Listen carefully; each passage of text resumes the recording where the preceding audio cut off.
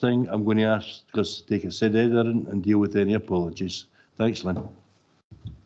Thank you, Chair. Good morning, members. To confirm that this morning's committee is subject to delayed broadcast and will be available on the Council's website for repeated viewing. In terms of the sedariant this morning, we have an apology from Councillor Roberts.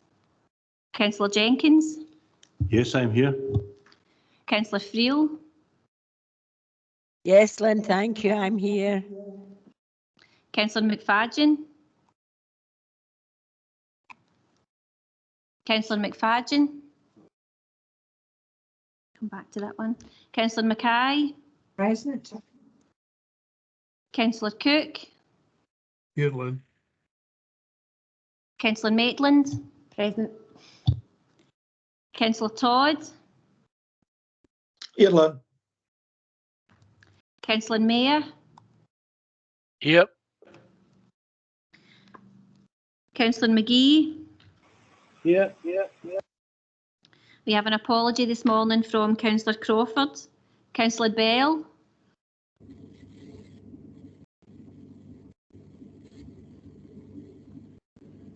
Councillor Filson. Here, Lynn. I'll call again for Councillor McFadden. And Councillor Bell. Thank you, Chair. Just confirm we're Quarry, yes? Yes, we are, Chair. Okay, thank you. Next, for my colleagues on the Planning Committee, do we have any declarations of interest in regard of the 3 items that are here with us this morning? Any declarations of interest? No? Okay, thank you. Then we'll move on to the first item on the agenda, which is the item number 2, which is planning application number 21/0333/PP, the erection of 8 new commercial units, class 6, at the former Buchanan Centre, Jeffrey Street, Riccarton, Kilmarnock East, KA1 4EB. Now, there is going to be a hearing here, and we have objectors and the applicant who are going to speak. But before we do that, I'm going to ask Lynn to go through the hearing procedure for us. Thank you, Chair. The hearing will begin by the Chief Governance Officer or the planning representative giving an overview of the application. The objectors will then present to committee in support of their written objections. Members of the committee may ask questions on the objectors on the submissions made. Members, please note that this is not to be taken as an opportunity to comment on the merits or otherwise of the planning application. The applicant and or their agent will then speak in support of the application, and again, members have the opportunity to ask any questions on the submissions made. Members, please note again that this is not to be taken as an opportunity to comment on the merits or otherwise of the planning application. The hearing will then close. At this stage, the Chief Governance Officer or any representatives within the chambers will address the committee and give appropriate clarification on any matters which have been raised during the hearing. The members will then move to determination. Thank you, Chair. Thanks, Lynn. So, Fiona, are you taking us through this one? Okay, over to you. Thanks. Thanks, Chair, and good morning, ladies and gentlemen. The application is before committee today. It is a local development, but it has received more than 10 objections and therefore requires to be considered by Planning Committee. The application site is currently a vacant site within a predominantly residential area to the southern area of Kilmarnock. The site is located in the corner of Jeffrey Street and Craigie Road and was formerly the site of the Buchanan Centre, which has now been demolished. The site is located to the south of Riccarton Park with residential properties to the east, south and west. While predominantly residential in surroundings, there are some commercial premises nearby with a veterinary surgery and a children's nursery a short distance away on Craigie Road. Proposal is for the erection of 8 commercial units split over 2 blocks. The units are proposed to be used for Class 6 under the Town and Country Planning Use Classes Order, and details of the application are outlined in a new report starting at paragraph 6. Members will note the changes to the application by the agent to clarify the use as per paragraph 9. The nature of a Class 6 storage and distribution means that site would be subject to regular pickups, drop-offs as parcels are delivered and collected. Deliveries and vehicle movements would be regular and cannot be limited.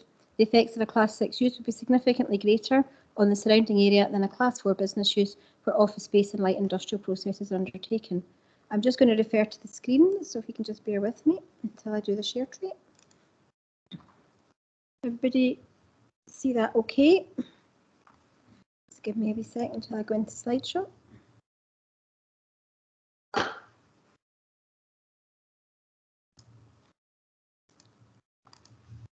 Okay, so just following my cursor, and I think I can follow it around here. You'll see the red sign, the big red circle in the middle of the map, and you'll see the little burgundy square in the middle there.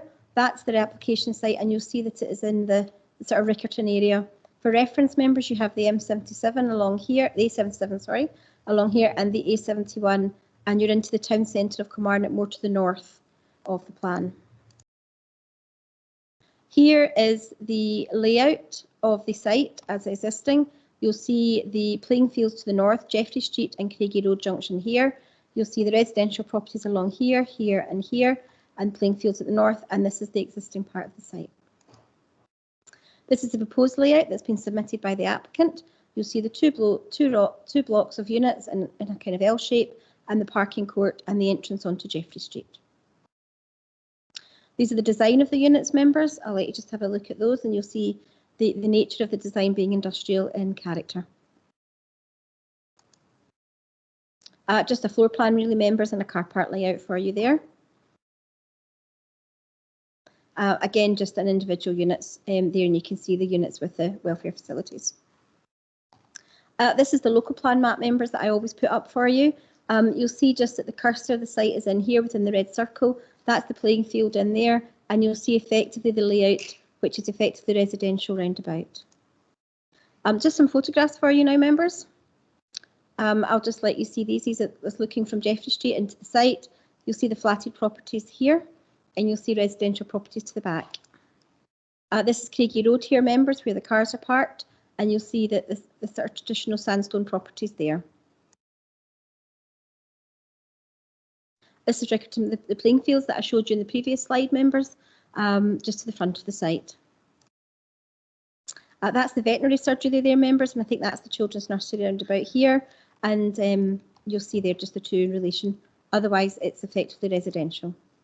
Just a slightly different angle.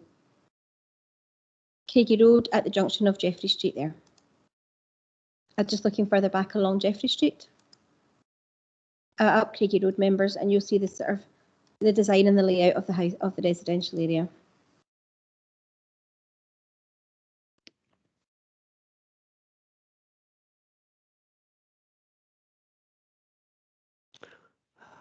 I'm not adding much commentary here, members. I'm just letting you have a look at the pictures.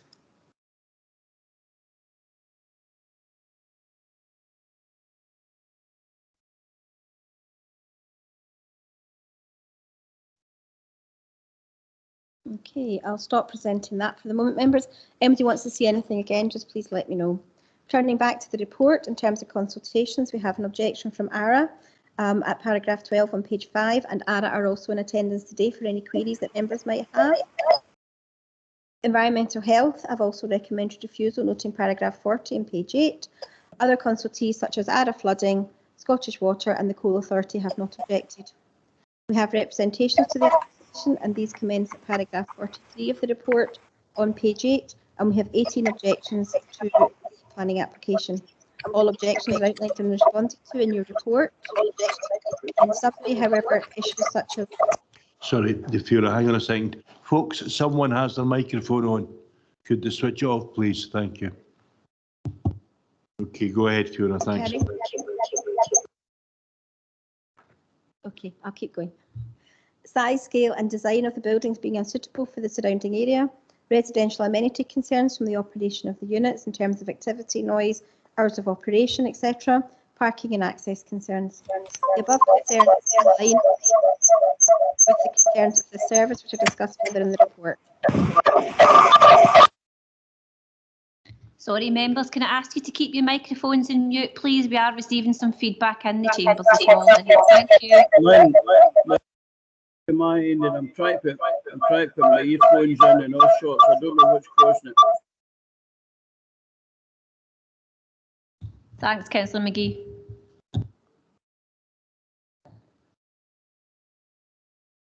You want to try again, Fiona? Thank you. I'll keep going and I'll stop and start if need be. Exactly. Try and move that over there. In terms of the one letter of support, this notes that development will occupy a derelict site and put the land to an appropriate use. Sections 25 and 37(2) of the Town and Country Planning Scotland Act 97, as amended, require that planning applications be determined in accordance with the development plan unless material considerations indicate otherwise. As detailed in the report, the application is considered to be contrary to the Local Development Plan 2017 in terms of the overarching policy OP1 with the subsections as detailed in the report, in addition to policies Res 11, TC2, T1 and ENV 12. As I've noted earlier, this area surrounding the site is predominantly residential, with some local services nearby in Craigie Road, such as a children's nursery and a veterinary surgery. Residential properties are located immediately to the south, east and west of the site, and these are generally constructed from traditional red sandstone with some modern dwellings as well.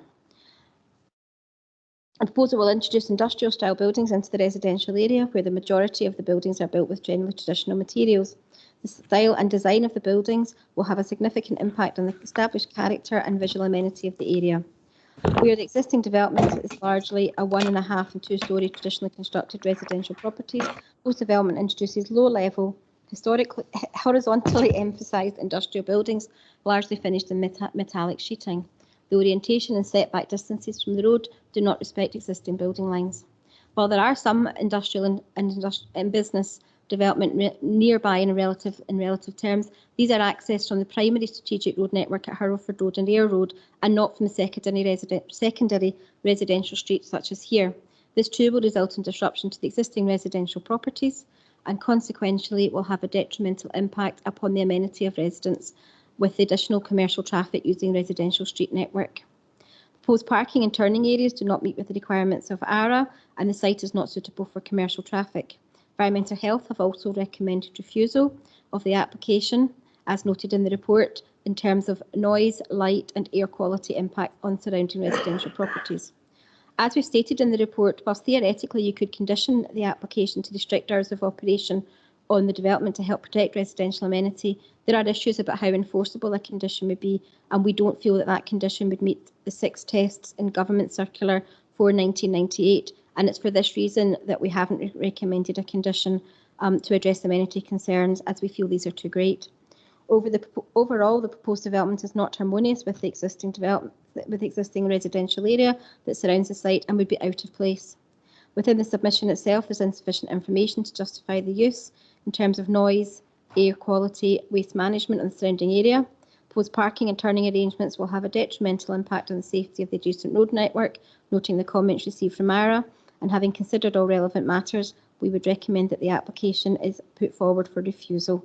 It's therefore recommended that the application is presented for refusal for the reasons stated in Appendix 1 of this report, starting on page 30. Thank you, members. Thank you very much, Fiona. Okay, folks, well, as we've already intimated, we have a hearing, and as is our practice, we'll let the objectors go first, and then the applicant's agent, I believe, will go after that. The objectors are going to be represented here by Mr. Thomas Quinn. Thomas, would you like to come up, or are you going to speak from there? Right, okay, that's fine. Now, I think 10 minutes for both yourself and for the applicant has been agreed. So you have 10 minutes, go ahead. If you get to 9 minutes, and I notice, I will try and warn you, you've got 1 minute to go. I will stop you at 10 minutes, okay? So over to you, and thank you for coming along.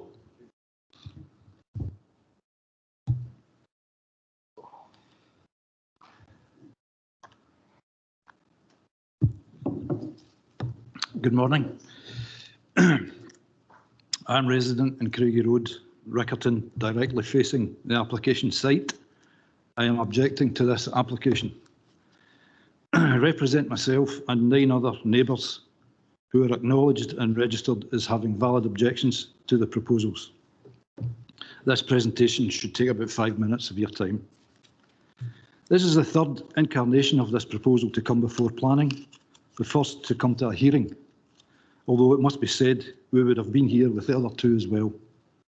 The first was so full of inaccuracies and, in my opinion, deliberately misleading or missing information that the Planning Department advised its withdrawal, ostensibly due to the lack of a coal report, but the application should never have been validated in the first place. It was an insult to our intelligence. The second incarnation was a version of the first, diluted in an attempt to make it less objectionable. And now the third is before you, with all the same objections attached, and the objections no less relevant than before. As some of you are aware, this third version has been portrayed on social media as some kind of philanthropic enterprise benefiting the area, using a photo of the plans of the proposed industrial units, alongside a photo of the Old Buchanan Centre taken from the Daily Record in January 2015. What wasn't shown in social media was the derelict state of the site as it is now. This is clearly misleading and echoes social media posts connected with the first application, where local businesses were led to believe that these units were a done deal. One client apparently couldn't wait to open their new beauty parlour here. This and the undisputed good works of the applicant in other spheres, of course, has no bearing on the report before you. But the inference is clear and the presumption is contemptuous. The ultimate aim here is a future Class 4 use, which does not require planning consent and which opens the door for a host of other uses, including office and light industrial use. This time, the objections to the proposal have been acknowledged as material to the consideration of the report now before you. I and the other objectors I represent commend the report to you. The recommendation is for refusal and the application should be refused. This type of development is entirely unsuitable for the area. There is an underlying perception that somehow this area is appropriate for this, that we as residents don't bother, that landowners can do what they like while living far away from the area. The landowner here will not be faced with a black wall 22 metres long by 6 metres high and uncontrollable levels of traffic and noise every time he looks out of his front window, and neither should we.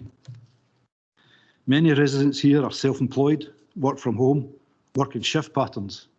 We are neither apathetic nor stupid and are becoming increasingly angry at the state of the site and its surroundings. We already have to deal with speeding traffic, litter, on-street drug dealing, violence.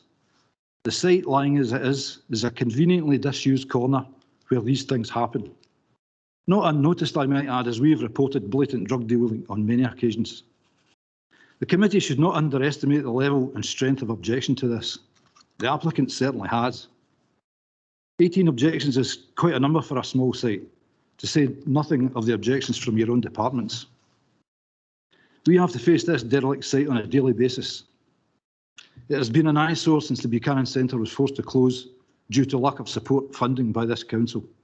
It was a valuable asset to the community. The Church of Scotland let it fall into a dangerous state until a storm finally took the roof off and they were forced to demolish in 2016.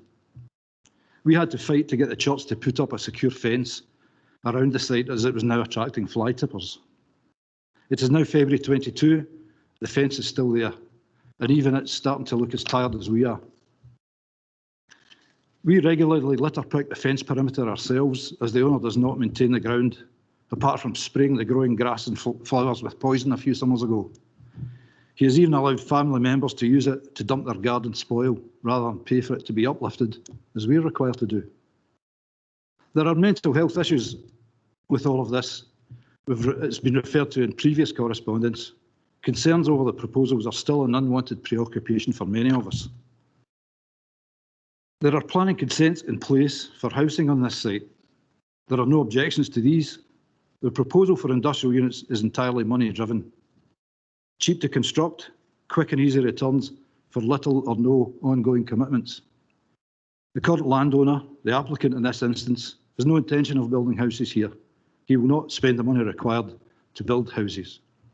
And he will not sell the land as he is unlikely to get the price he thinks it is worth. So the site will remain an eyesore.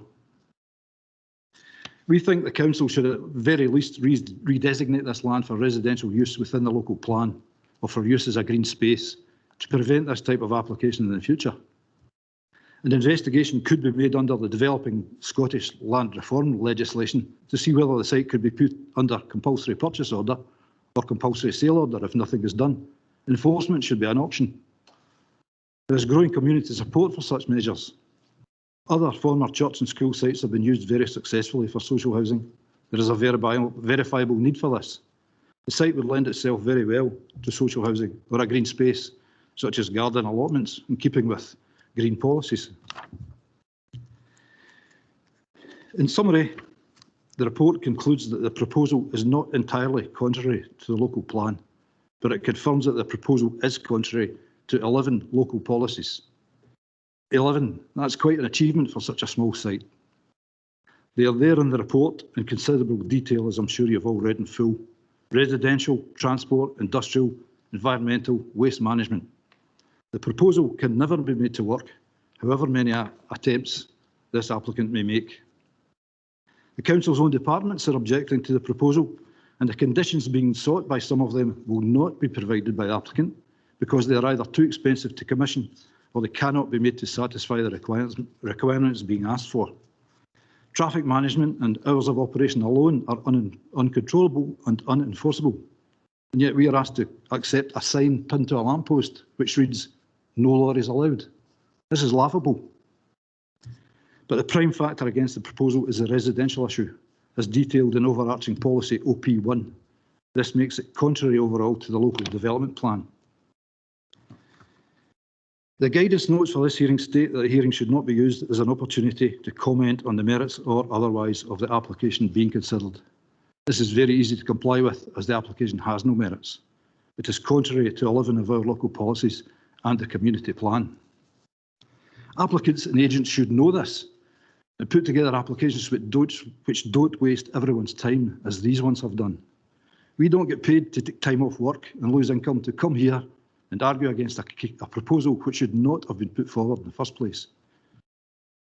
These objections raise material considerations which support the recommendation for refusal. The application should be refused as recommended. Thanks for your time. Thank you very much, Mr. Quinn.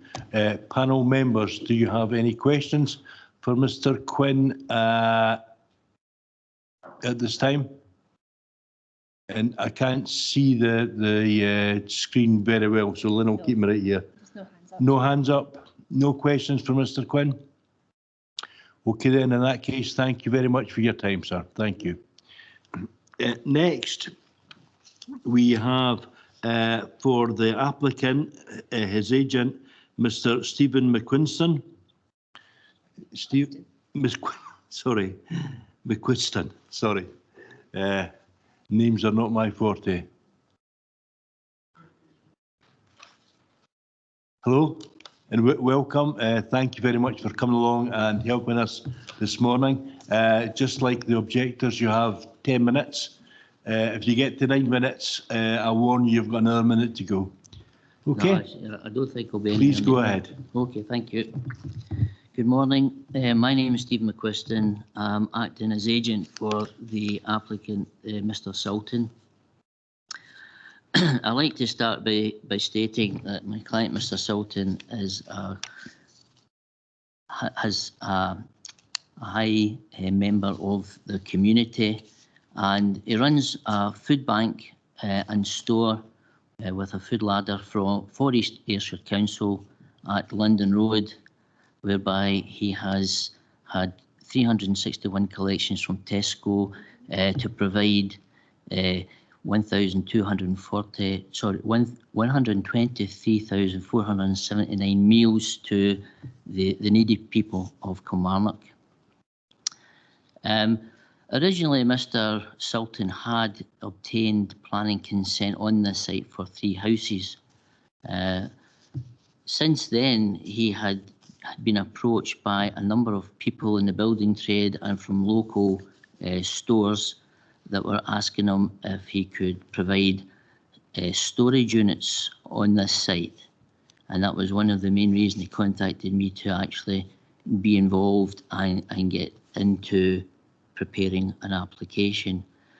Initially, he lodged an application for 10 units, but later this was reduced to 8 units so that he could try and meet the parking requirements set by ARA. There has been a number of objections from the residents, and as listening to Mr Quinn this morning, I really sympathise with what they have to look at. But what I have to say is that if this application had been taken to approval, then Mr Sultan would have made the site more respectable. And I know that there is a material consideration with regards to the visual aspects of this site, but we would have been able to come to some agreement with a better stone finish and material for the roof and various other things to make it more presentable. One of the objections is because of the site is situated in a mainly residential area, but if you look at the site in plan view, there is a recreational park right in front of it that goes the full length of Jeffrey Street. There's a veterinary surgery at the bottom. Working your way up, you've got a children's nursery. You've also got houses that are being used as offices for building contractors. So there is another area for the surrounding site that's not residential. The various objections that have been received from the roads department, I tried to draw onto the site some of the things that the roads department were putting up in front of us with regards to a turning area for an articulated lorry, which is just impossible to do. There's absolutely no way that the site could take articulated lorries. But in saying this, there are other sites quite close to this one in Lorraine Industrial Estate that have the same use, being storage areas, and these do not have turning circles or parking facilities for articulated lorries or vans. One of the things that was put forward by ARA was that Jeffrey Street was an area where vehicles sped up and down it, and they felt that this would have a reflection on their decision to grant this application approval. All I can say is that Jeffrey Street is one of the few streets in Short Leys that don't have speed bumps, and in order to slow the traffic down, it would just be a case of putting the recommended speed bumps at the distance required in order to reduce the speed. Scottish Water did come forward with an objection with regards to flooding of the drainage system further down the line, whereby, and I didn't see it on the drawings, that I had introduced an attenuation tank on the site whereby all the surface water would be stored in a large pipe and fed into the system at an acceptable rate. I've never received any feedback from this detail that I provided. The only other thing that I've got to say is that there were certain things that were mentioned today that I was never made aware of, and if I had been made aware of, I would have tried my best to put forward a different material finish to the buildings, but as it stands, I think everybody's kind of made their mind up as to how this is going to go. I have no further comments to make.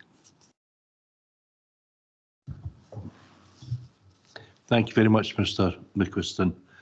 Can I assure you that, as far as I'm concerned, I certainly haven't made up my mind how this is going to go yet, and I'm fairly sure that will go for members of the Planning Committee. But we will make our minds up today, I can assure you. Thank you also very much for coming along and helping us reach a decision this morning. Before you go, I'm going to ask other committee members if they have any questions for you for clarification at this stage, please. Do we have any questions? Sorry? No. No, no questions. Okay then, in that case, thank you very much, sir. And that is the hearing closed. Before we move to determination, I'm going to ask officers if they have anything to come back. And Fiona, I'll ask you to go first, and then Kurt, we haven't brought you in yet because yeah, it really hasn't been mentioned yet. But if you have anything to say, I'll let you come in after Fiona. Is that okay? Okay, thank you. Then we'll move to determination. Fiona, thank you. Thanks very much, Chair. I don't have a great amount to add because the report is pretty comprehensive. There's just a couple of points I would like to come in. Obviously, social media matters are out with the planning process. Just from one point, though, I did pick up about a possible beauty parlour. Even though the application is for Class 6, it could move to Class 4. A beauty parlour doesn't fall within Class 4, Chair. A beauty parlour would fall within Class 2, and we would direct that to the town centre. So that wouldn't be part of the matters as far as we're aware. There's not a great amount, because obviously there have been non-material planning issues raised in both presentations. Obviously the report is quite clear where we're going in terms of recommendation. Social housing and making the trying to get designation for residential through the LDP, that would be a separate planning process to this matter. Social housing would be for the council's housing service to take forward if they wish to do so through the SHIP team. I'm happy to refer the application there, the matter there, if members as a separate matter. Obviously, in terms of the LDP, we're currently going through Local Development Plan 2, and that's a matter for our policy colleagues out with the terms of this application to do. Moving on, obviously, the applicant's agent there, Mr McQuiston, referred to changes that he would make to the scheme. We've assessed the application as presented, members, and that's what we're required to do. It's really for an applicant and an agent, in my opinion, to come in with an application that best represents what they wish to propose, and we've assessed the application based on the information we have before us. And really that's about it. I may come back in if we reserve the right to do so, if possible, Chair, but maybe pass over to Kerr in the interim. Kerr, do you have any comment that you'd like to make? Just to confirm, Chair, what Fiona said in her presentation and is in your report, the Ayrshire Roads Alliance recommended refusal of the application. It is a traffic sensitive area. It's a mainly residential area. Concerns have been raised by the local people about traffic speeds, non-compliance with the one-way section on Craigie Road, and we've been looking at that in conjunction with the police. And it's our view that commercial traffic in that area would only exacerbate any issues in the area and would be unsuitable for the area. The application is also deficient in terms of the parking layout that's been proposed. Class 6 storage and distribution would require, when applying the parking standards, it would require 2-number lorry parking spaces and sufficient manoeuvrability for those. That needn't necessarily be articulated lorries, as was stated, but the provision is for two lorry parking spaces and suitable manoeuvrability for them. So, in terms of traffic and the parking layout, the recommendation was refusal. Okay, thank you very much. We're moving towards determination, colleagues. Does anybody have any questions for officers for clarification before we move to determination? No? Okay. Okay, sorry, Councillor Mayor. Thanks, Chair. Can you hear me all right? My screen seems to have frozen. We can hear you, thank you. Yeah, I was just, Mr McQuiston mentioned a bit about the attenuation of the surface water. Could Fiona maybe comment on that, please? Thanks. Thank you, Councillor Mayor. In terms of paragraph 7 on page 34, no, sorry, paragraph 34 on page 7, do apologise. We haven't got an objection from Scottish Water So other than that, to be honest, I've not really got much to add, Councillor Mayor. I mean, had it been an approval recommendation, we may well have proposed conditions to get further information in that respect. But currently Scottish Water have got no adverse comments in relation to the application. So there's not much else I can say. I do apologise, but I hope that's enough. That's fine. Thanks, Fiona. Anyone else? Okay, in that case, we're going to move to determination. So this is make your mind up time, folks. Councillor Cook, Chair. Councillor Cook. Thank you, Chair. I move refusal and for the reasons outlined in the report by the officers. Does Councillor Cook have a seconder? Councillor Maitland has seconded that. Is anyone else otherwise minded? No. In that case, we have a decision. Thank you, Lynn. Thank you, Chair. The decision of the committee is that the application has been refused for the reasons detailed in the report. Thank you, Chair. Thank you, and thank you for every member, the members of the public that have come along to help us this morning. Thank you.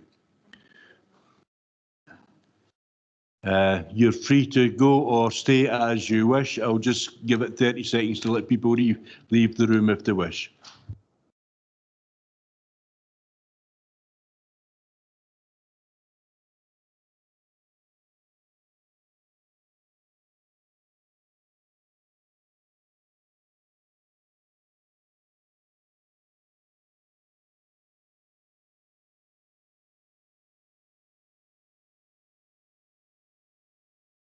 Okay, folks, thank you very much. Now let's move on to the next item of business, which is item number 3 on the agenda. It's the planning application number 21/0016/AMC PPP, the application for approval of matters specified in conditions for erection of 294 private dwellings with associated works at Fardale Hill, PDZ 4 and 5, Kilmarnock. And it's on pages 34 to 64 to 68 in your papers. Fiona, I believe you're taking us through this one again. Thank you, and on you go. Thanks very much, Chair. The application is before today because it is before committee today. It is a major development, and under the council scheme of delegation, it therefore requires to be determined by planning committee. The application site is an area of agricultural ground to the east of Crosshouse Hospital and on the western edge of the Kilmarnock settlement boundary. The application site forms part of a much larger area of ground for which planning permission has been approved in principle for up to 550 dwellings, and that was granted on appeal under the planning application reference 090098OL, and that's for residential use. This followed on from a decision of the then Northern Local Planning Committee to refuse consent in 2011, but as it is an allocated greenfield release for housing in the then 2020 local plan, the appeal was allowed by Scottish Government Department of Planning and Environmental Appeals Unit. Further background details in this respect are provided starting at paragraph 5 on your report relative to the works completed for the land release and previous phases that have been developed to date. The current application is for the remaining phases 4 and 5 to the north of Bonneton Road for 2-storey houses in a mix of detached, semis and some terraces in a similar palette of materials to the first 3 phases. There's also proposed a sud pond at the northwest corner of the site with an open space buffer along the north and the west and along the eastern boundary, with a village green style area of open space being provided at the southern part of the site. I'll just start the presentation again for you members and hopefully get the right page. If you can just bear with me and I'll do a wee slideshow. Okay, so we have the sort of red circle just identifying the area of Kilmarnock, and we have the sort of darker boundary, burgundy boundary showing the application site. I'm afraid my cursor doesn't really match up with the screen, so hopefully my descriptions will be enough for you. But you can see that it's to the western edge of Kilmarnock itself, over towards Crosshouse. Here we have the application site members. Again, I don't think my cursor is going to help you on the screen because it normally would do, but you can see the Bonneton Road is to the south of the site. You can see the residential layout. To the right-hand side of the drawing, you can see PDS 4 annotated, and that's the kind of village green area. You can see a mix of residential sites. You can see the sort of landscaping buffer around the boundary of the site, and you can see the residential layout referred to there. I don't really have enough lot to add because I can't really move my cursor to show you in much more detail. The next lot of screens really are just some house types to show you. There's quite a range of house types on this development. We've got terraces, more terraces, some terrace 4, some terrace 5. Then we've got some semi-detached and some detached.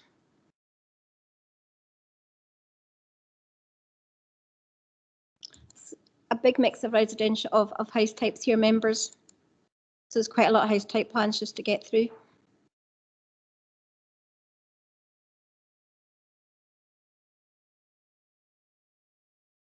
I did try and cut the screens down, members, which is why you've got some house types on 2 and 1 screen, etc., just to cut down the number of slides for you. Here, members, you have where the red circle is. Again, my cursor's not playing ball with us this morning, but you have the 318H, and that is the residential land release, which says, in principle, this site is for residential purposes, and that's what we're here to look at today in terms of the actual design and layout. Just some photographs looking back towards the already developed area of Fardale Hill.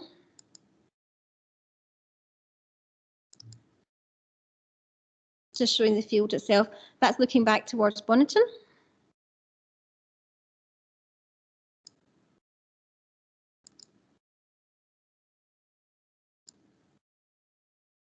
That's looking back towards Bonneton from the old Bonneton Road, and that's the sort of northern part of what's been developed to date.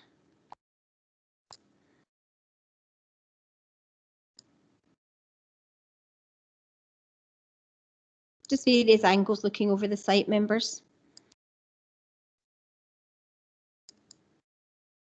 Right, that'll probably do us for the moment. Happy to refer back and forth if anybody wants me to, though. Turning back to the report in terms of consultations, as outlined in the report, there's no objections from consultees starting on page 36 at paragraph 13.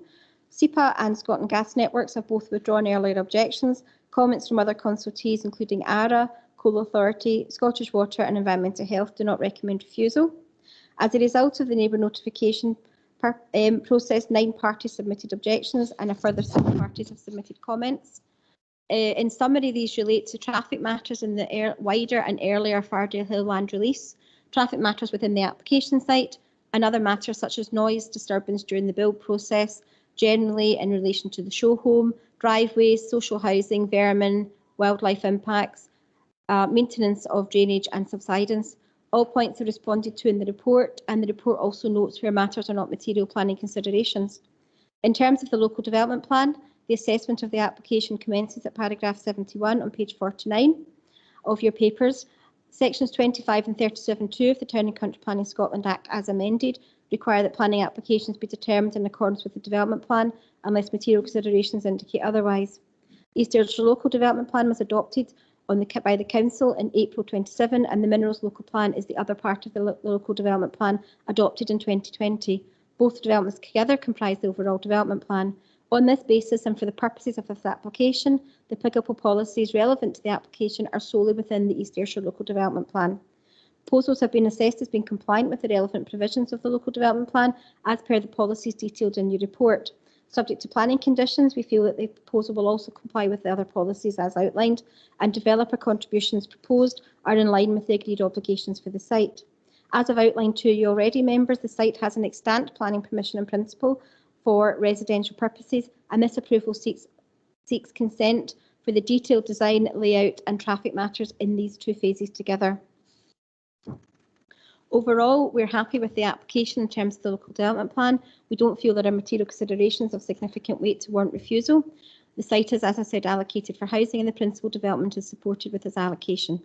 As per the recommendation in the report, the application is recommended for approval, subject to conditions and advisory notes, as listed in Appendix 1, starting at page 61 of your papers. The recommendation is also that if members agree to approve the application, that the decision notice is not issued until the required developer contribution has been paid by the applicant as per the detailed outlined in paragraph 82 on page 52, and the developer contribution amounts to £75,852. Before I hand back to Chair for members' deliberation, can I please ask for members' indulgence to add in some other conditions to the application? I do apologise, members, but we've noticed that the applicant's site plan does not include a key to outline the screening boundary to properties, and I'd like to add in 2 conditions about that. The first condition would be relative to the design layout and specific detail for boundary fencing coming into the planning department for our consideration and approval before works commence on site. I'd also like to put a little bit of a header onto the applicant into that to make sure that any boundary treatment on public frontages or on the main road are actually not just screen fencing, that we look at what's been used in the estate in the past, which might well be a sort of a masonry fence with block work and with timber infills, etc. And I'd like to condition that as part of the wording of the condition. The second condition there, members, would be the implementation of those details on site in a sort of timescale to be agreed with us. The other 2 conditions that I'd like to add on relate to policy ENV 14, which is at paragraph 88 on page 53. I've noticed there that there's to be a low carbon statement by condition. Unfortunately, there is no condition in the recommendation. So with your further indulgence, I'd like to add in another condition, which would be number 24, for the submission of a low carbon statement for the written approval of the planning authority, and thereafter the implementation of that as the site is developed. Apologies for that, members, late inclusion, and thank you very much. Thank you, Fiona. Sorry, colleagues, do you have any questions, Fiona? And if I may just indulge myself by having the first one. The map we have on page 68, is that's the site layout? Yeah. Yeah. Now, just referring to that map and the red line that lies along the bottom of the site there. And that is a road just below it, is it?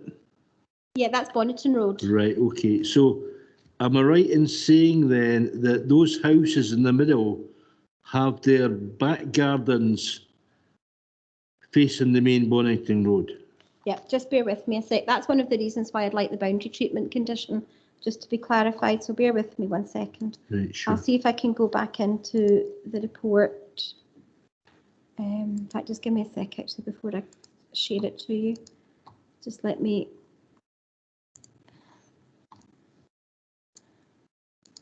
Right now. Okay. Sorry, I'm having problems with this. Just give me 2 seconds.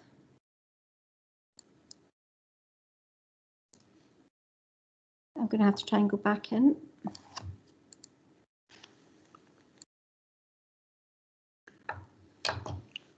It doesn't seem to want to let me back in. I can't get back into the presentation, but yes, they have got the plots right in the middle of the 2 entrances into the estate.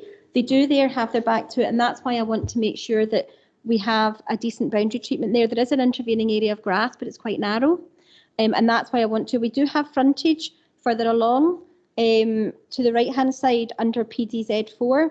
We have a frontage there, and we have a frontage as you come into the site and as you come back out in the road network. But those individual plots, I think there's 1, 2, 3, 4, 5, 6, do have a back facing onto it, and I think that's kind of unavoidable with the layout. But it's certainly a smaller area, and that's why I would like to make sure we get a better boundary treatment along there. I suppose my question was, I thought it wasn't allowed, but obviously I'm wrong. I've got some vague memory from perhaps a couple of years back. Yeah. I get you. It's something that we wouldn't always encourage, but we do have frontage where possible. There are some areas that will be backland, but every case is assessed on its individual merits. That answers my question. Thank you very much. Colleagues, does anybody else have any questions for officials? Craig's here with us as well, if there's anything. Councillor Todd, Councillor Cook and Councillor Maitland. Okay, Councillor Todd, Councillor Cook and Councillor Maitland in that order, please. Councillor Todd. Thanks very much, Convener, and thanks, Fiona. It's just a general observation, actually, but I think it's quite important. With all of these developments, and I'm not against this application with the conditions that Fiona's outlined, but with all of these applications for quite a lot of house building goes on. And I know that I'm stating the obvious here, but in the terms of education, I would just like to, is there any way that we could put in a condition to the builders and subsequently the sellers that anybody that's buying one of these properties in a massive development, and I know this might be a new policy, but I was reading the report last night and I was just concerned about the pressures on education with primary schools, where it needs to be made known to any potential buyer for any property of a large scale development that you will not get entirely the primary school that you think you're going to get, because the pressures on the local primary school will be immense if there are large families in these developments. And I just wondered if it's part of planning, if it could be allowed, but it needs to be made known, because there might be a lot of people coming from out with East Ayrshire thinking that they're going to get access for their children to the local primary school. And that is not always the case. And as every councillor sitting here today knows, because we've all had it, people complaining that their children, quite rightly, complaining that they can't always get the place that they want because the classes are overfilled. It's just an observation. I wonder if Fiona or anybody or Craig could advise me on that one. Thank you. I'm not really sure it's a question for Fiona. You're happy to do that? And then I'm going to ask Craig, because I think it's more of a legal question than anything else. Okay, Fiona, please go ahead. Thank you, Councillor Todd. I do get the issue. It does obviously come up periodically with these housing sites. In terms of this application, education were consulted. However, this application is slightly different than a lot of them that we get, because this one is actually already got principle for residential development for a certain number of units, and this application falls within that threshold of units. Back in 2009, education were fully consulted and involved in the original outline application, and this is what's effectively the old term reserved matters for this one. So I'm not surprised that education haven't had comments to make, because it's all been through the LDP at the time, the local plan at the time, and it's continued through the LDP since then. So to my mind, it's a matter that's already been dealt with. In terms of putting a condition down, it is a separate legal process and it's a statutory function of the local authority. I don't believe it does meet the threshold for a condition in the Scottish Government circular on conditions, I'm afraid. I think it is a separate legal process through the education function of the authority. I'm happy to rest on that for the moment, knowing that Craig will probably come in and elaborate further. I wouldn't even go down the advisory note, albeit it's members' decision at the end of the day if they want to maybe mention it as an advisory note. I would just say to you it's a separate legal process, but I'll leave it for Craig to come in, because the planning has been involved so far as part of the LDP process. Thank you, Fiona. Craig, and then I'll let you come back in, Jim, okay? Thank you, Chair. Essentially, I think Fiona has covered a lot of this.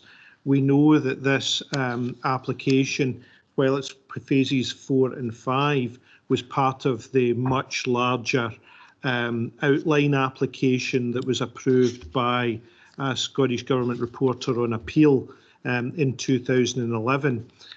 So at that stage, quite clearly, the principle of the development of this application and the already built previous phases of the application have been approved as for a housing site. What I understand would normally happen, and Fiona is right, that this site I think is different to other brand new housing sites in that as soon as the reporter granted planning permission for this with the number of houses in outline back in 2011, that would have formed and will have formed part of education's calculations in terms of capacities for relevant schools within the catchment area.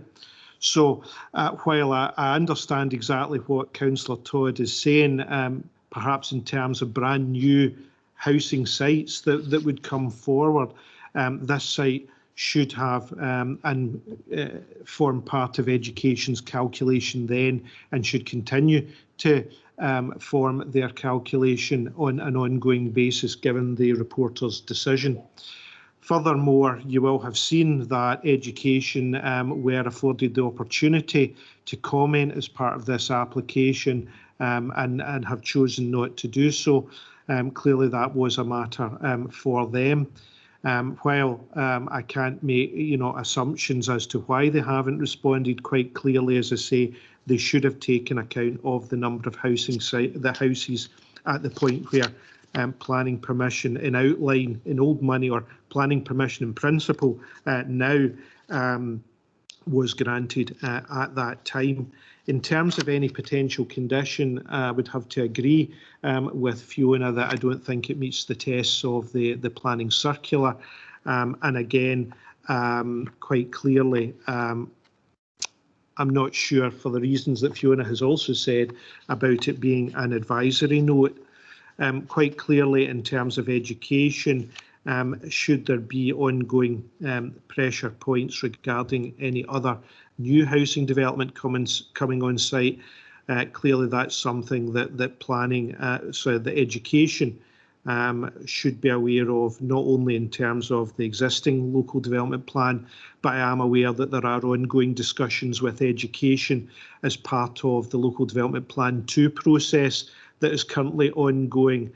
So there are continuing to be discussions with them and other stakeholders in that process to identify going forward where there will be ongoing pressure points and how that can be dealt with, either through the kind of issue of developer contributions in terms of that new plan, or through Scottish Government funding or elsewhere in terms of how those particular issues can be dealt with going forward.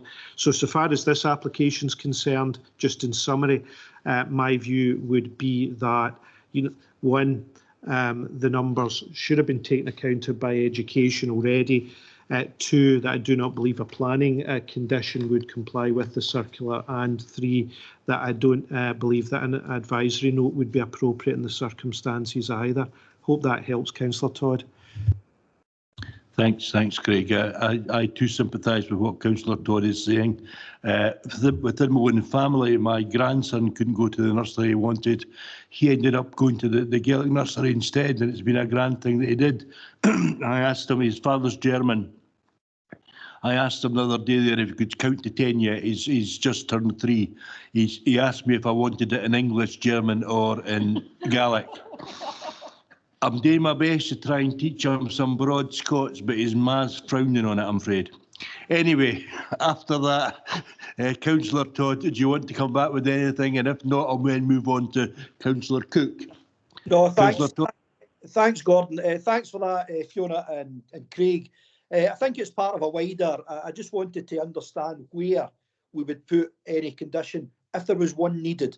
Totally accept the answers given, but I'll go on to education, and I think we really do need to have a policy where my comments fit, whether it's in the planning stage or the education part, that it has to be made clear to potential buyers moving into the area, because I've had them at my surgery and they were really angry that they thought the house they were buying with the postcode got their children guaranteed a place in a local primary.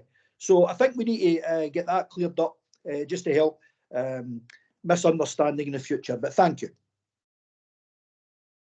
Thank you, Councillor Todd. Councillor Cook, thanks for your patience. No, thanks, Chair. I mean, I do understand what Councillor Todd's saying, because as local member, I know the pressure on the local schools, and just had to put temporary classrooms in for one of them. But I know there is some review underway. But that wasn't the question I had. The question was really, and it's not clear from the drawings and that are provided with it, in terms of access to the site. The way I'm looking at it, I think there are 2 accesses from Bonneton Road before the area that's closed off, going towards Knockentibber, and then there's 1 access at the top of Dalmahoy Road. Could maybe just confirm that? I say it's just not 100% clear from that drawing. You probably need to go back to the original one that was up on the screen, but I think you're having problems with that, Fiona. And I've got another couple of questions after that. Thanks. I think Kerr's going to come in and answer that, but yes, I'm having problems with my share tree at the moment for displaying stuff. But Kerr, are you okay to clarify the access? Yes, I can do, through you, Chair. Yeah, Councillor Cook, you're correct. 2 access points from Bonnyton Road to the east of the section that is now stopped up to traffic. You can see that that's the two roads there that are either side of the rectangular open space area. So that provides access into that sort of side of the development, and that pair of roads there also would act as a potential bus loop for future bus services. You know, if in the future there's an extension in the Bonnyton bus service, it could come up the first one and down and out the second one. You can actually see a lay-by intimated there and adjacent to the open space, which would provide a bus stop for the development. And you're right, on the to the west side, the continuation of the existing sort of Spine Road, Dalmahoy Drive would continue up, crossing over Bonnyton Road there, and providing wider access to the site. I mean, just maybe when I'm talking, I can just comment that, you know, that we are happy with the development layout, subject to some points of detail that can either be clarified through condition or at the road construction consent stage. And one of those is actually the detail around the junction of where the extension of the Dalmahoy Drive Spine Road crosses Bonnyton Road there, to make sure that that junction is appropriately designed to reduce speeds and accommodate the active travel link across there at that point. Other points are just around parking, just to make sure that the layout complies with their parking standards, and some points of detail around traffic calming to ensure that we don't attract through traffic through the development, you know, extraneous traffic that is neither going to or from the development. So, thanks. No, thanks, Kerr, for that clarification. I'm glad you're going to look at that junction of Bonnyton Road and the new Spine Road, because it could be a dangerous junction unless it's designed properly. The second question I had, and again, it's for Kerr, but just in relation to the construction traffic management plan, will there be a condition in there that prevents parking of construction vehicles on Bonnyton Road? Because obviously we don't want them parking outside existing houses. I can come in on that first, if that's okay. Sorry, Kerr. No, if you wish, Fiona. It's condition 7, and the last point that talks about the parking of conditions. It's page 62, Kerr, if that helps there, just in case that's any further information there, just in case you don't have the condition. Thank you, Chair. Craig has kindly passed them to me. Yeah, condition 7 contains a number of details that would be contained within the construction traffic management plan, in terms of vehicle routes, prohibited routes, and it specifically mentions that construction vehicles, site operatives and contractors, which shall include staff parking, must be parked within the application site. So that, you know, that's specifically mentioned in the CTMP condition. And will be monitored. And just to clarify as well, in terms of approved routes, you know, there'll be no construction traffic or staff traffic permitted via Bonnyton Road. The approved route will only be from Irvine Road onto the new onto Dalmahoy Drive at the new roundabout. Well, it's not new anymore. The roundabout at the bottom of Dalmahoy Drive and straight up into the site that way. Thanks, Chair. Well, thanks, Kerr, for clarifying that. I had read that, but I wasn't just clear that it covered that point exactly, so that's fine. And just a final point, and it's maybe, it is one for Fiona, it's about an additional condition, and forgive me if I've missed it, but it's about construction hours of operation in relation to noise, the usual, 8 till 6 or whatever, you know, and nothing on a Sunday for noisy work. Just at the top of page 62, Councillor Cook, condition number 3, no construction work shall occur before 8 AM or after 6 PM Monday to Friday, not before 8 till 1. It's kind of hidden at the top of the page in case you haven't seen it. Yeah, so sorry, Fiona. That's maybe what it is. It's quite a short condition. It's right at the very top, so I suspect that's why you've not picked it up there. I see it now that you've pointed it out. Yeah, that's fine, thanks. Okay, thanks, Councillor Cook and Councillor Maitland. You've been waiting a while, thank you. I'm a patient woman, thanks, Chair. Very similar concerns that Tom just expressed there about junctions, but if I can ask for some clarification on page 45, paragraph 50, in bold, in answer to the complainant, it says that cul-de-sacs with inward-facing houses are no longer encouraged. Is this in part to do with footpaths as well as road access? And I'm glad to see you mentioned buses, Kerr, because all we've talked about so far is roads rather than opposed to pedestrians. So I'm a bit confused because when it came to the London Road development, when we were adding on new, not London Road, I beg your pardon, Glasgow Road up at the top of the old hotel, we talked about through pathways, and we had complaints in from existing people who were living in cul-de-sacs, and that we were then going to be going through their cul-de-sacs. So this is more a footpath question, and why do we no longer have houses as cul-de-sacs? Thank you. That was a bit long-winded, but well worth waiting for.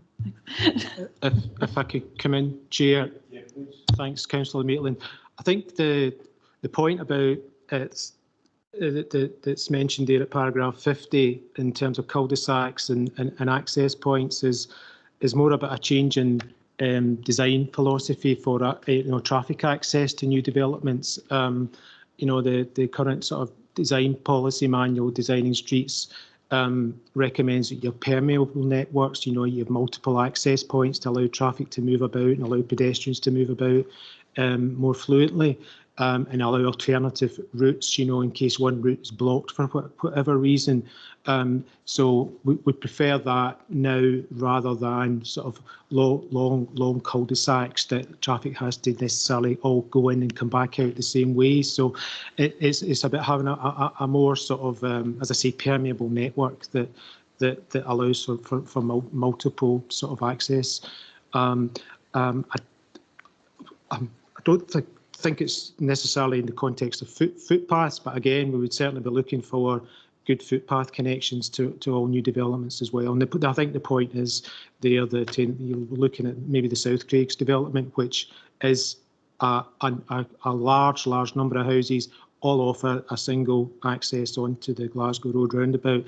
That wouldn't be good practice nowadays. We'd be looking for alternative access points onto the network.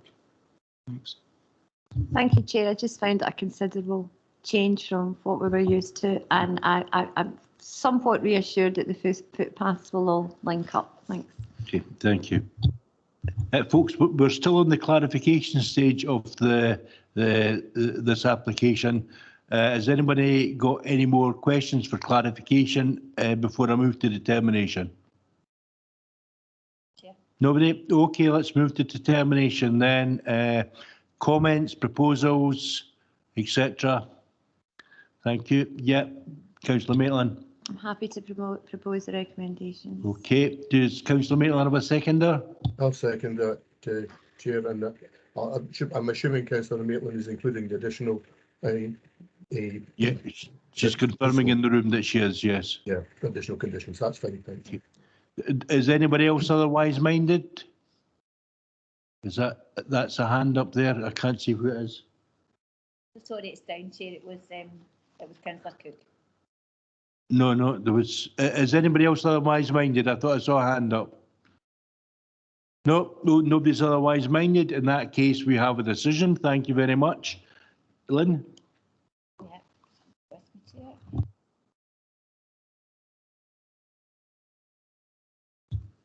To confirm that the decision of the Planning Committee is that the application has been approved, subject to the conditions, including the 2 additional conditions detailed by Fiona earlier in terms of the boundary treatments and the low carbon statement, and that the decision notice not be issued until developer contributions has been received. Thank you, Chair. Thank you. Now, the last item on our agenda, item 4, is the compliance monitoring update of major environmental developments in East Ayrshire, and I believe Barry is going to take us through this. Is that correct? And if any other officers that aren't involved want to leave, then that's also okay, or you can stay as you wish. Over to you, friend. Thanks, Chair. Okay, so this report is, as you say, it's a compliance monitoring report for major environmental projects in East Ayrshire. The report starts at page 71 in your papers. This quarterly compliance report on major projects covers the periods from October, start of October to the end of December 2021. The main point to note from the report is that there are no matters arising from monitoring which has warranted formal enforcement action being taken. Appendices 1 to 8 give the detail of all monitoring over the period, and the report gives a summary. So starting with Opencast coal sites, as members will be aware, there has been no Opencast coaling operations taking place for some time now. Sites at Greenburn and House of Water are now either under restoration or in aftercare. Points to note from the report are that the Cumnock to Darlegals Road reopened to the public on the 5th of November after a period of surface repairs to the road. Remaining restoration works at Greenburn are limited to railhead area and underpasses, but no restoration work took place during the reporting period. Moving on to restoration projects, safety works at Charmerston have been completed within the FLS land, and Hargreaves have also completed restoration works at the adjacent site. A closure report is anticipated to come to the Planning Committee in March. Restoration works at Garleth and Grieve Hill were completed at the end of August 2021, and a closure report was taken to committee last month, as you may recall. Similarly, at Powarno, the site has been completed and is now in aftercare. Both Powarno and Garleth and Grieve Hill sites are in the process of being transferred to new owners, and a new legal agreement is being negotiated at the moment, which will cover the remaining aftercare period for Powarno and the section of Grieve Hill, which is in the special protection area. South Kyle, moving on to wind farms now. South Kyle is the only wind farm under construction and is nearing the end of its civils phase, with electrical work now in full swing in preparation for the delivery and installation of turbines.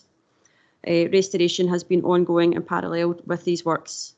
The main ongoing issue noted during this period relates to the spalling of peat from steep restored road batters, but a mitigation proposal is being worked up to deal with this. Whiteley, which is in operation, the delay in the conclusion of the restoration guarantee continues, with negotiations with councils involved having stalled. However, officers have been in touch with the operators to recommence negotiations. So far, there hasn't been any response, but we hope to be able to update you on that at the next compliance report. It's also noted in the report that North Kyle wind farm was approved. It's a Section 36 consent, so it was approved by Scottish ministers in December. An applicant is currently in the process of applying for discharge of conditions. So the report really notes that Scottish ministers did not accept the council's response in respect of the requirement for legal agreements to cover three matters. The matters were to secure developer funding of a council-appointed planning monitoring officer, the provision of a decommissioning, restoration and aftercare financial guarantee, and the securing of a separate planning application for additional regeneration and enhancement works to the value of £2.6 million at the Charmerston Opencast site. Officers did, however, approach the applicant and open negotiations with them separately to try and secure some of those matters through legal agreement or some other alternative means. So starting with the planning monitoring officer, instead of this being secured through a Section 75 agreement, which we would normally request, this is instead being secured through a Section 69 agreement. So it's under the same terms, but it will be a different type of legal mechanism. With regard to the legal agreement for the financial guarantee, there is no alternative legal agreement to a Section 75 which would fulfil the same requirements or same advantages as a Section 75 agreement. So we will be relying on Condition 39 to deliver the financial guarantee in the absence of a Section 75 agreement. And instead of the requirement for a planning application for restoration works at Chalmerston, the applicant has now offered to transfer the sum of £2.6 million to the council for use in combination with the remaining bond monies for further restoration works at Chalmerston, and this is being secured through a Section 69 agreement. So basically, it is considered that this is a reasonable compromise in the absence of the requirement from Scottish ministers on the applicant to enter into legal agreements or Section 75 agreements on these matters. Moving on to the South West Scotland Interconnector project, the report notes that restoration of the tower bases and infrastructure works has been ongoing and has largely been successful. Previously approved proposals to reuse surplus stone from bases and access tracks on Forestry Land Scotland land and Opencast coal restoration sites have now been changed, and instead it is now the intention that the stone will be used on adjacent land and therefore with a much reduced amount of traffic being used to transfer stone. So this would include the use of Afton Road and roads through Dunmellinton, which were controversial.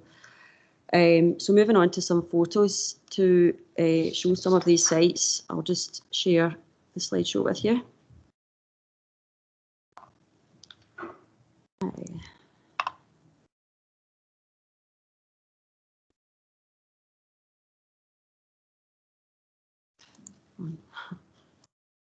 Sorry, I'm just trying to actually open the slideshow. It's just I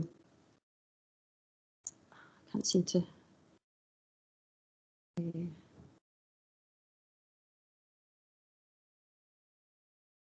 Right, there we go. Right, so starting from Greenburn Opencast coal site. This is just a view of the Dilgig Void looking east, and at the moment what's happening here is that we're monitoring the rebound levels of the groundwater here, which are rebounding as we were expecting, and the void looking north.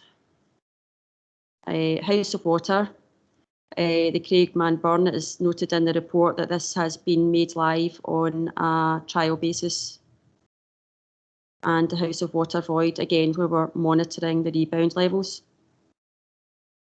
Girleff and Grieve Hill, the only point to note since the works were completed is that there has been a mechanism installed to basically control the flow of water. Before restoration works commenced, the flow of all water, or most of the water from the site, went to the River Ayr catchment rather than to both the River Ayr and the River Nith, and this mechanism allows for the water to be separated to go towards the relevant catchments on a more even basis. South Kyle Wind Farm, which is under construction, this is a connection compound infrastructure, just showing you some of the works there.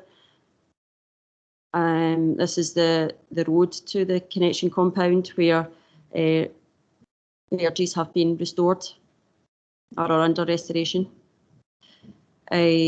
Again, substation infrastructure works, and the substation building, which is largely being completed now.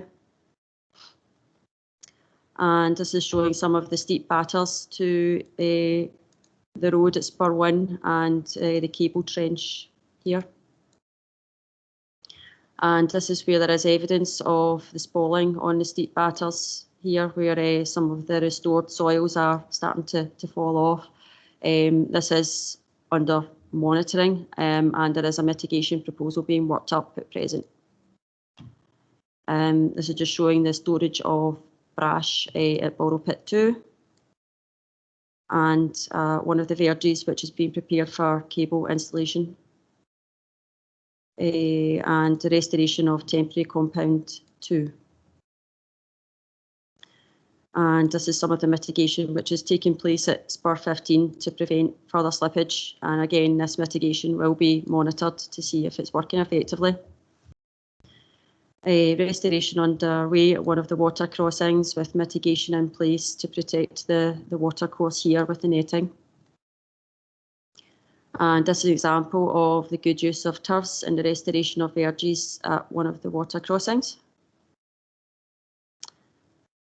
And mitigation being installed prior to culvert works at water crossing 6.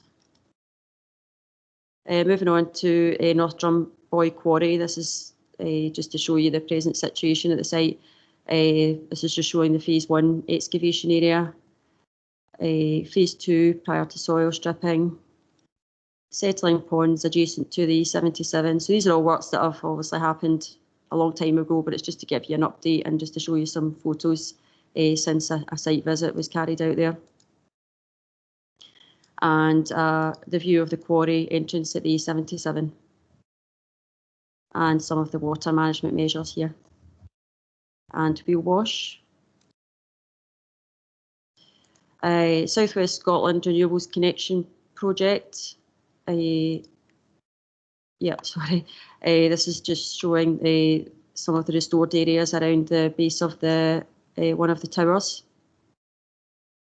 And again, just within the landscape. And again, this is the restoration area. I'm just showing some of the works that are ongoing. This is a restored area here of access track. And as noted in the report, we are happy with how the areas are being restored. It's been done very successfully. And again, just showing the towers in the landscape.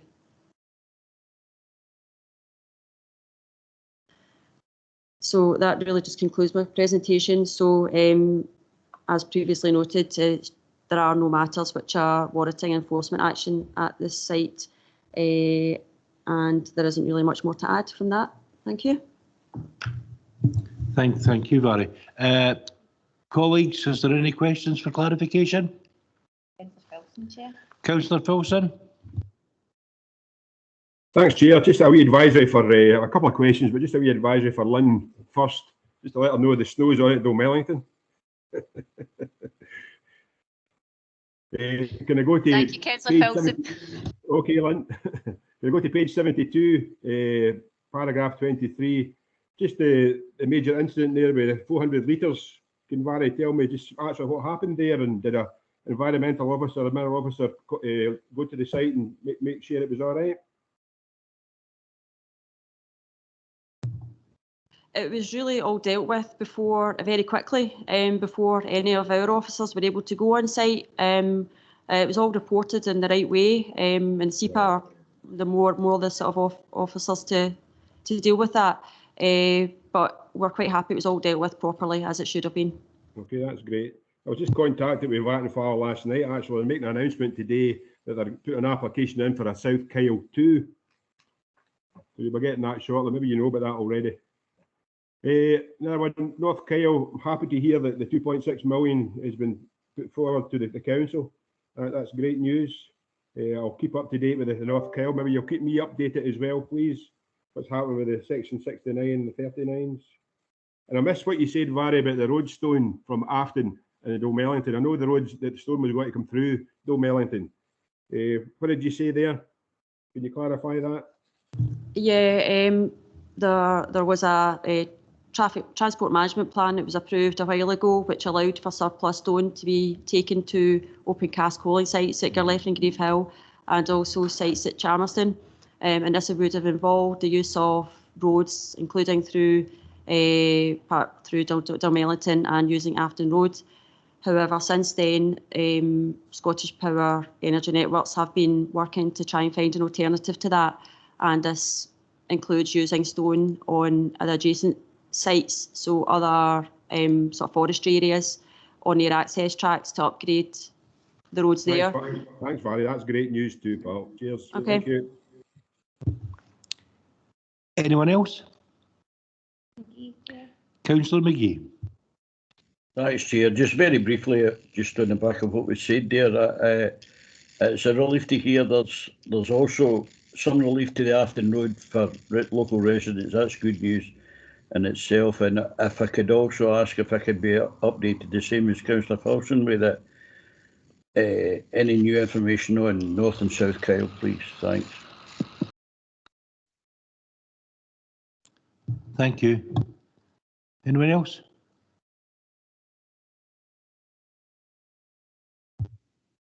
In that case, then, we have a recommendation.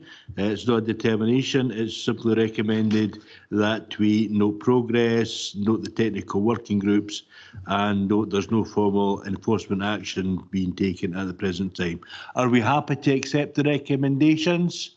Anybody? I see loads of thumbs up. No, just for clarity, nobody's otherwise minded? No?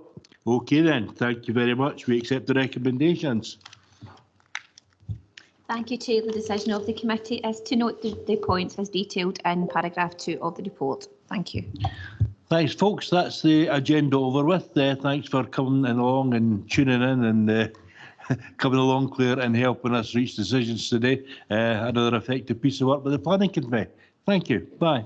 Chair, thanks, officers. Take care, everybody. Bye. Bye. Bye. Well done, Gordon. That was good. Cheers.